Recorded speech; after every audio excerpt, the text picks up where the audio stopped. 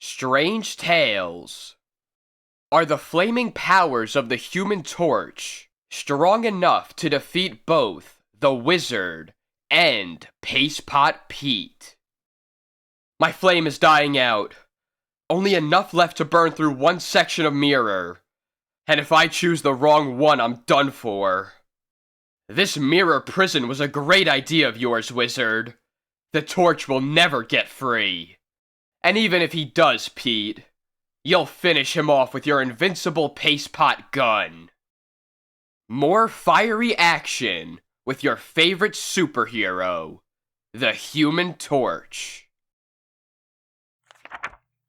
The Human Torch versus the Wizard and Paste-Pot Pete. Haha! Where are we, Torch? You can't tell, can you? I'm going to nail you down with flame-proof paste. And then... I'm trapped. And my flame is getting weak. If I don't find a way out fast, it'll be the end of the torch. End of a teenager named Johnny Storm. Then I, the Wizard, am going to destroy you with a special fire-extinguishing flame that evaporates oxygen. Without oxygen, your flame can't live, and neither can you. Warning, if you have a weak heart, don't read this story, for when the Human Torch pits his fiery weapons against that evil genius of crime, the Wizard, and his new partner, Paste-Pot Pete, in a titanic struggle, defeat means death for the torch. There are no holds barred, so hold your breath, for here we go. Plot: Stan Lee. Art: Dick Ayers. Script: H.E. Huntley. Letterer: John Duffy. In the backyard of his house, teenager Johnny Storm begins exercises to keep himself in trim. Flame on! For, like any athlete, the Human Torch must keep his body agile and his timing perfect. In fact, the Torch must do many things no other athlete need do, for the challenges he faces are deadly ones. Let's see how good my aim is. I'll throw a few fireballs. Huh. Not a bad out curve. Yes, an athlete can be defeated in a contest and know only a loss of prestige. But if the Torch is defeated, it can mean not only a loss of prestige, but the loss of life itself. Guess that'll be enough for today. I've got to get my homework done now. At this moment, little does the Torch suspect that he is soon to face such a contest with two almost unbeatable criminals, who together are the most dangerous combination he has ever battled. Flame off. History: Anglo-Norman feudalism, Gaul, the Franks, the Crusades, vassals, soothsayers, wizards, Charles Martel. Wizards? That reminds me. I wonder whatever became of the supercriminal named the Wizard. His mind wandering from his books like any teenager, Johnny finally gives up and reaches for his scrapbook. What a battle we had. The Wizard was a brilliant madman. A pity he directed a brain such as his toward crime. Scrapbook: Adventures of the Human Torch. Ah, here he is. The Wizard. He sure came close to defeating me. The past flashes through Johnny's mind as he remembers that time of trial when he faced the mighty Wizard.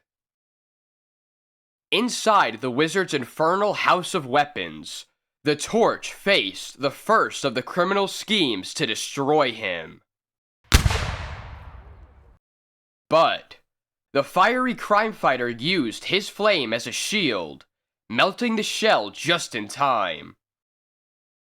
Again, the wizard struck. But again, in the red-hot fury of Torch's flame, his foe's weapon was harmless. But the wily wizard was not yet through. He played his trump card.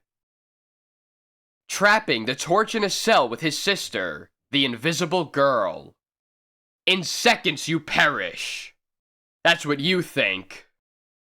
One fireball, tossed at that fuse, will save us both. You did it, Johnny! Natch. Thus, in the end, the Torch was the victor, and the wizard the vanquished. But it certainly looked as though my goose was cooked for a while. And speaking of tough opponents, Pastepot Pete had me worried too. Yes, Johnny remembers. How could he ever forget the arch criminal with the super weapon who almost ended his life? Tied to a mighty missile by Pete's deadly paste and shot into space, the Torch could not free himself without exploding the warhead and killing himself. But again, one well-aimed fireball melted the paste, releasing the Torch from almost certain doom. I'm free. Fighting mad then, the Torch pursued Pastepot Pete and hurled a barrage of fireballs, destroying the enemy's vehicle and forcing him into the open. But although he saved himself and foiled the criminal, he saw Pastepot Pete escape before his eyes. We'll meet again, Torch! The wizard. Pastepot Pete. I wonder where they are now. What they're doing. And, as teenager Johnny Storm's mind plays on the past, let's take note of the present and the man he has been thinking about. Pastepot Pete. Yes, I succeeded in returning to this country secretly, but for only one reason. To smash the Torch. To ruin him as he ruined my plans. I almost defeated him once, but my pace wasn't enough. I want to see him beg for mercy before I finish him. It's a craving which keeps growing inside me. This need to crush the Torch. But he's too strong, and I cannot risk defeat again. To win, I need help. But who? Wait, the wizard. He almost defeated the Torch once. Together, we could. Yes, I must find the wizard. But the wizard, labeled incorrigible by police, is held in solitary confinement in Cortraz Penitentiary. I'll get out of here, and when I do, I'll get the Torch. I've had plenty of time to plan ways to get my final revenge. And, unknown to the wizard, an ally is at that moment making plans to free him. In a deserted house, using binoculars with powerful lenses fashioned of clear paste, Pastepot Pete spends days watching everything at the jail, keeping a meticulous record of each day's events. Every Thursday at noon, when everyone is at lunch except the wall guards, a food supply truck enters through the gates. The route of the truck is through 9th Street, past the docks. The following Thursday, as the penitentiary food supply truck lumbers through the warehouse district, past 9th Street. A pace gag will shut your mouth. and paste ropes'll hold you. Now I'll borrow your truck, and the guards'll welcome me with open arms. Half an hour later. Open the gate, Skelly. It's the food truck. Once inside, Paste Pot Pete blasts into action. That's not... Hey, I remember him. It's Paste Pot Pete. Shoot! Gentlemen, what an uncouth way to greet a visitor to your fair penitentiary. Ha ha ha. The guards on the wall taken care of, the amazing menace whips down the corridor of the solitary confinement cell block. Wizard, where are you? Here. It's me, Paste Pot Pete, come to free you. All I have to do is push the reverse suction switch on my paste gun, and the cell door snapped off its hinges. You're free. Now, Wizard, you and I'll find the Human Torch and smash him forever. Ha! You're a man after my own heart. I join you gladly, Paste Pot Pete, in such a delightful endeavor. Now, I'll use my paste to open the gate. Hang on to your paste. I've a tiny pill which I made while in solitary, from the meager materials at my disposal. Watch. The wizard throws the tiny, harmless-appearing ovule at the gate, and... You see, I had planned my own escape. I'm not called the Wizard for nothing. Together, Wizard, you and I'll defeat the Torch. Then nothing can stop our criminal careers. We'll be kingpins of the underworld. Before defeating him, we'll first discredit the Torch. Our headquarters will be my house. The police would never dream I'd go there. Then, I'll evolve the perfect trap, and I'll show you how to assist me. Just a minute. I'm a partner, not a servant, you know. Of course we're partners. In crime. But I shall lead, and you shall follow. Now be quiet, while I plan a brilliant crime to pin on the Torch. That is the first step to discredit him. I don't like this I lead and you follow bit, but I'll string along for a while anyway. Word of the sensational escape of the wizard, aided by Paste Pot Pete, breaks in the newspapers. 2 days later, another headline story. Read all about it. Human Torch accused of being enemy spy.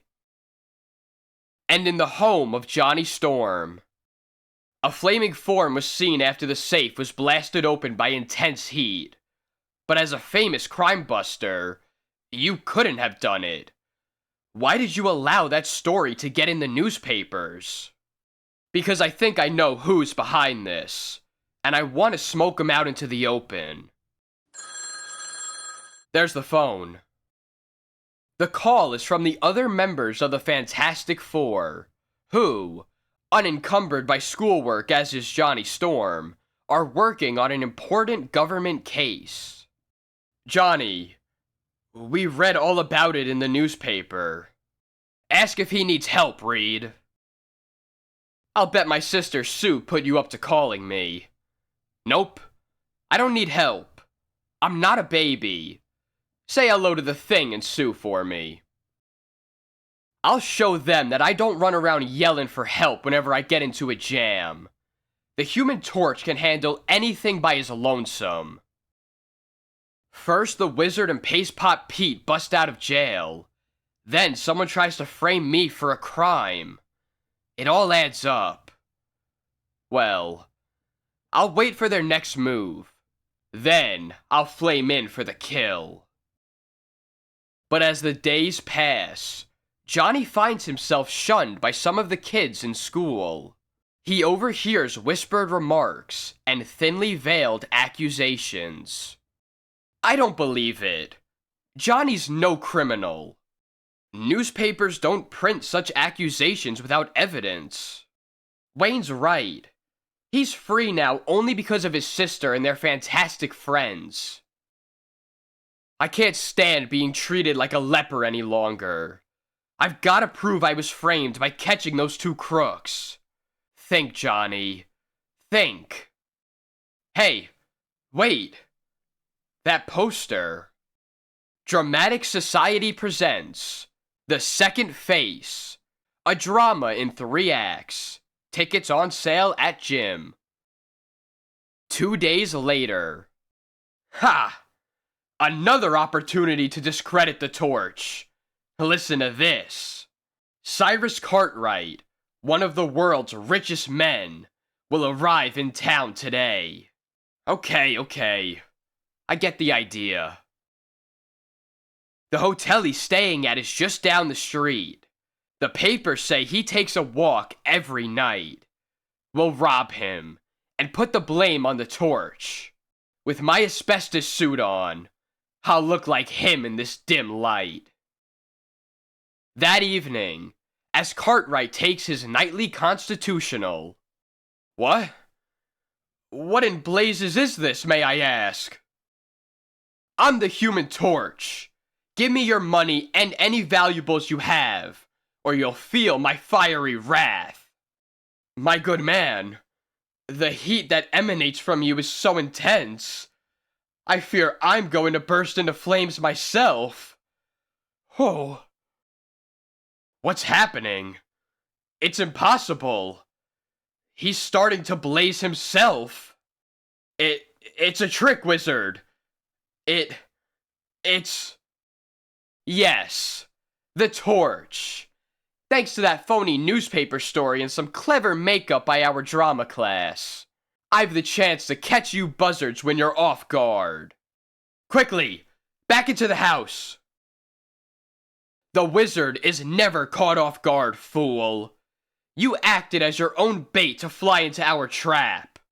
This time, you won't leave alive. Slam the door shut, Pete. I was going to do that. Stop giving me orders. As the Torch lands, a trap door opens beneath his feet. You forgot, mastermind, that flame is lighter than air. Trap doors just don't work on me. You underestimate me. That trap door's just a convenience. An opening to force you, by compressed oxygen, into the chamber below, which I've prepared for you. I can't fight the pressure. It's too great. The Torch is forced through the trapdoor into the fantastic room below, and he hears the lid slam shut behind him as the pressure eases. What kind of crazy place is this?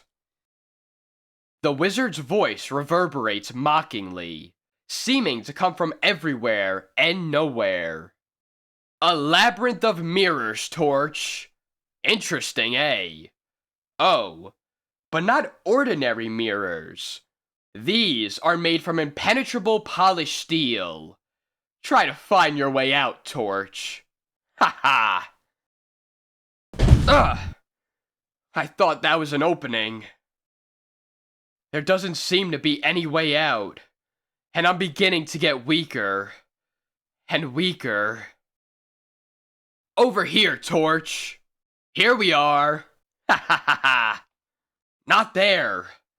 It's just a mirror. Over here. Ha ha ha. Frustrated, the Torch comes to rest on the floor. All right. The first trick is yours, but the game isn't over yet. What's next? We'll leave you for a moment to set up certain equipment. The final way to destroy you, Torch. We'll flood this room of 1,000 mirrors with a powerful fire-extinguishing liquid, which I invented. It evaporates oxygen, and flame lives on oxygen, as does man. Do you understand, Torch? Soon, this room will be without oxygen, and you'll be without flame and without life. Paste him to the floor, Pete. What do you think I'm doing? They probably won't bother to watch me while they're getting their infernal machine. I'll build a mock torch of flame in that time. Next, I'll burn away the paste holding my feet to the floor. Now, to concentrate my flame to its fullest power and burn through the steel mirrors. In a final burst of power, the fantastic Human Torch increases the heat of his flame until it becomes a white, hot fury. Gotta burn in a straight line. That should get me out. I can feel my flame growing weaker now. I've just about used it up with the last power push. Made it. Just in time. I'll have to rest until I can flame on again. I hope those vultures don't catch me before I've regained my power. Meanwhile, in the room above the Chamber of Mirrors. Open the concealed flange, so I can put in the nozzle and flood that room with oxygen-eating liquid and gas. Do you always have to make a speech when you do something? I shall ignore that remark. Now, to watch the end of the torch from the other room. Come, Pete. Come, Pete. Sounds like you're calling a dog. There. Look. It's the end of the torch. He's starting to disappear. Hey, that's not the way it should happen. His flame should go out. We've been duped. That's not the torch. It's a flaming facsimile. There's a hole in the mirrors. He burned his way out. Brilliant deduction. Thanks for giving me time enough so I could flame on again. Now, I think our little game is almost over. And the last trick is mine. Do something, Pete. Do I have to do everything? Now you ask me? Boy, did I make a mistake throwing in with you. I should have done it alone. Big brain. The wizard. Phooey. There they are, gentlemen. And the stolen formula is on the desk. You'll never keep us in jail. We'll get you yet, Torch. If it's the last thing we do. For once, I agree with him. Later. Nice going, Johnny. You're a hero again. To all of us. Some guys have all the luck. Well, good night, kids. Thanks for coming over with the congratulations. Some guys have all the luck, eh? Yeah, sure. Now I've got to stay up all night and study for the exams tomorrow, because I missed so much schoolwork trapping the wizard and Paste Pot Pete. If I'm lucky like this again, I'll shoot myself. The end. Doctor Strange, Master of Black Magic. Men call him Doctor Strange. Never have you known his like. It is a great pleasure and privilege for the editors of Strange Tales to present, quietly and without fanfare, the first of a new series based upon a different kind of superhero. Doctor Strange, Master of Black Magic. Story, Stan Lee. Art, Steve Ditko. Lettering, Terry Zanex. Somewhere in the city, between darkness and dawn, a tortured man tosses fitfully in his bed, vainly seeking peace that will not come. No, no, go away. Please, please go away. It's no use. I can't sleep. I dare not sleep. It's that same dream. Every night the same. But why? What can it mean? I can't fight it alone. I need help. I've heard a name, spoken in whispers. Doctor Strange. He dabbles in black magic. Perhaps he can help me. The next morning, on a quiet side street in New York's colorful Greenwich Village. I'm here to see Doctor Strange. He doesn't know me, but Doctor Strange knows all. Enter. Suddenly, a tall, brooding figure appears, wearing a striking amulet at his throat. The cold gray eyes of Doctor Strange seem to pierce the mist of the room like a knife. I had to come. I'm in trouble. Naturally, all who come to me are. Speak. It's my dreams. Every night I have the same dream, over and over. It's terrible. I can't stand it. Continue. It's always the same. A haunting figure, bound in chains, appears. It stares at me. It never stops. Never. Enough. Tonight I shall visit you.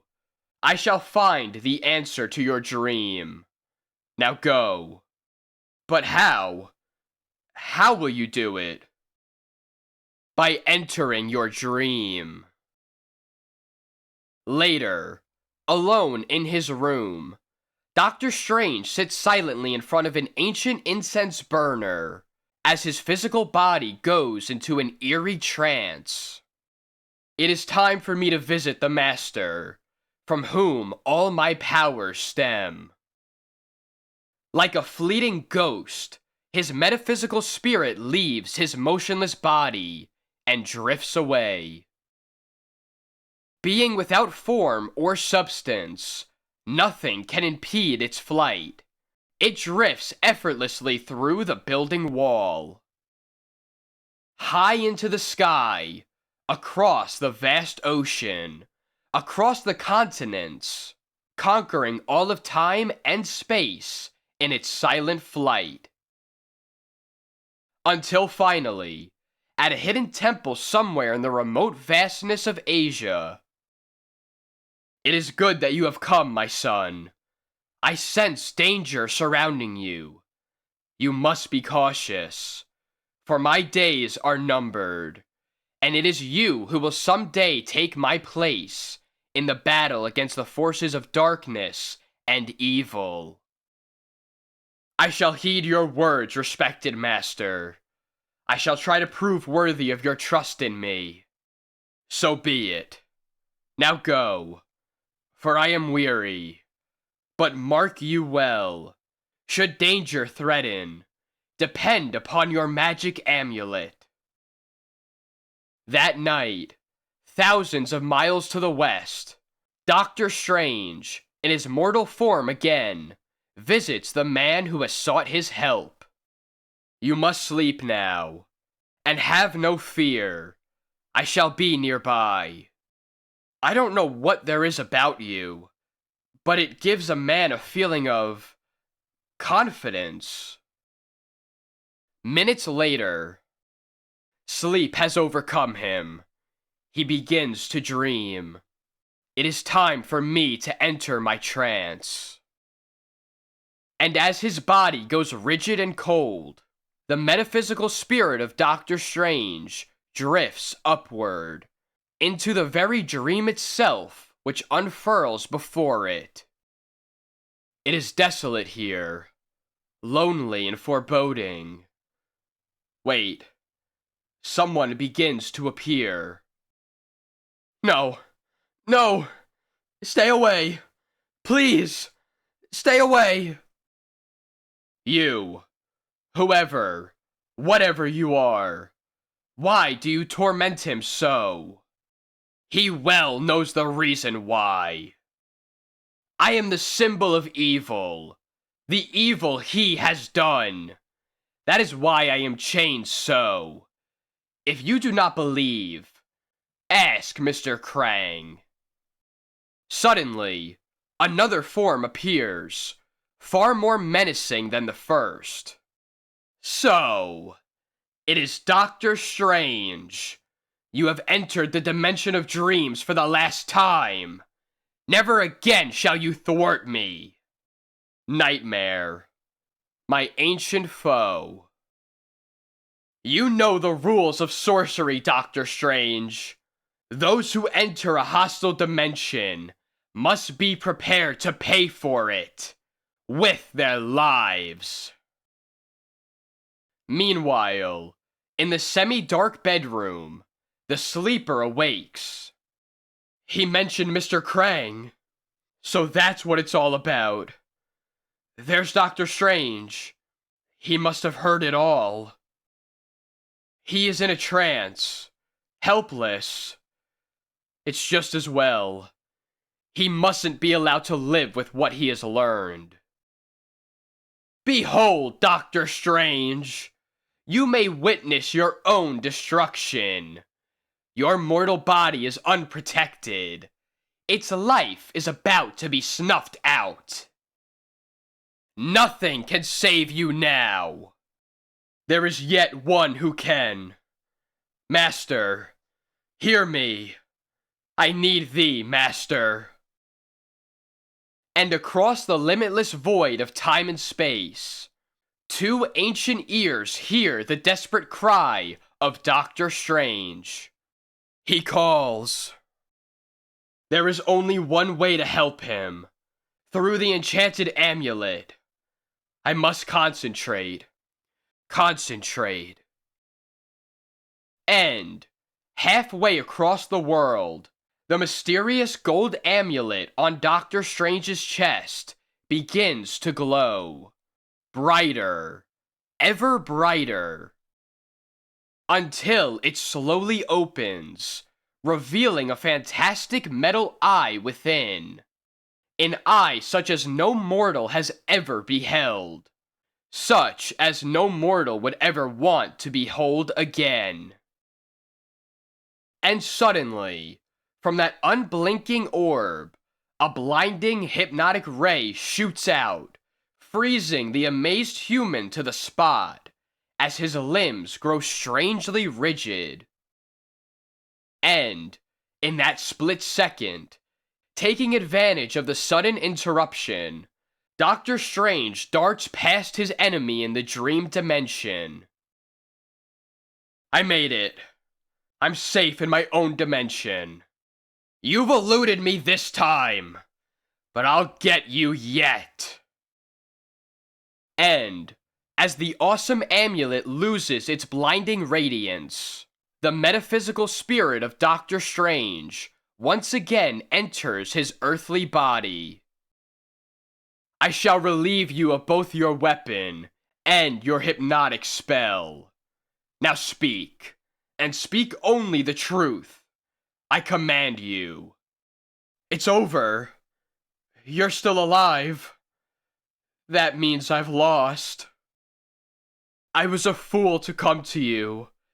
I didn't suspect my dreams were caused by the many men I'd ruined in business. Krang was the last of them. I robbed him, but he couldn't prove it. Now I'll confess.